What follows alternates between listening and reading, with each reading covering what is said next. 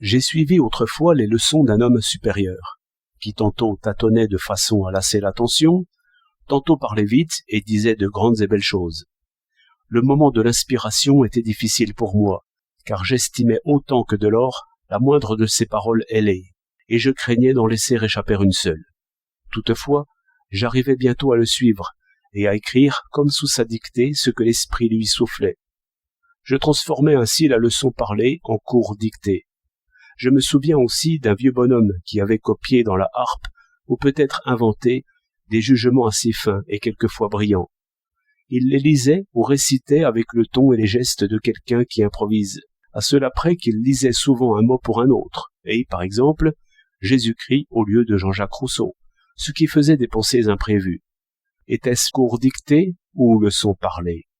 Les parents s'effraient de tout, et le collégien fait souvent un horrible tableau des épreuves auxquelles il est soumis. Pour moi, je ne trouverai point mauvais un cours dicté, s'il est bon. Je trouverai à blâmer dans une leçon parlée, même belle, si l'écolier n'en rapporte que d'informes débris. Mais je crains surtout la leçon vivante, comme ils disent. 9 fois sur 10, ce n'est que vocifération en mauvais style, dont heureusement il ne reste rien. Mais c'est temps perdu. Ce qui est mal dit, il vaut mieux ne point le dire du tout. Ce qui est bien dit, est rare, et digne d'être considéré avec attention, ce n'est pas une fois qu'il faudrait l'écrire, mais 20 fois. Écrire est beau et bon. Un homme d'expérience disait « Ce que je dis doit prendre forme au tableau noir et en même temps sur les cahiers. C'est l'épreuve du pensant, et il n'y en a point d'autre.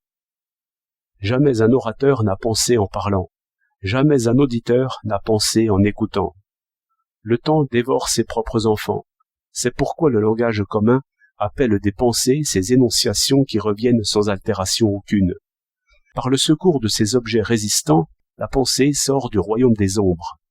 C'est pourquoi l'action d'écrire n'est nullement contraire à la réflexion, comme on le dit quelquefois étourdiment. Car il faut une action qui dispose le corps selon les pensées que l'on veut suivre. Et je n'en vois point de meilleur que l'écriture pour ramener nos rêveries, toujours errantes et faibles. Mais il en est de l'enseignement comme de toutes les pratiques. Ceux qui y pensent réellement n'ont point mission d'en parler. Les conseilleurs, comme dit le proverbe, ne sont point les payeurs. On parle toujours trop vite, disait l'homme d'expérience. Trop vite pour soi-même et trop vite pour l'autre. Mais si je prends la craie et si j'écris ce que je dis, c'est encore trop vite. Si le sort voulait que j'aie à faire, en ma vieillesse, un de ces cours dont personne ne parle, je voudrais graver au ciseau et sur le marbre la pensée des grands hommes et quelquefois la mienne. Et les auditeurs auraient chacun une tablette, un ciseau et un marteau. Par ce moyen, l'unique élève, la vieille dame et le cocher de la vieille dame apprendraient quelque chose.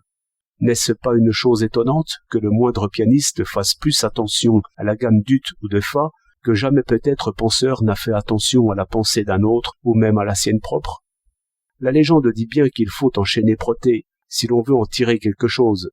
Mais qui enchaînera le Protée des cours publics? Quelques vers de Virgile peut-être, tant de fois recopiés et tant de fois récités. Nos humanistes sauvent la pensée, mais aussi leur lente méthode n'est pas si loin de ma tablette de marbre, de mon ciseau et de mon marteau.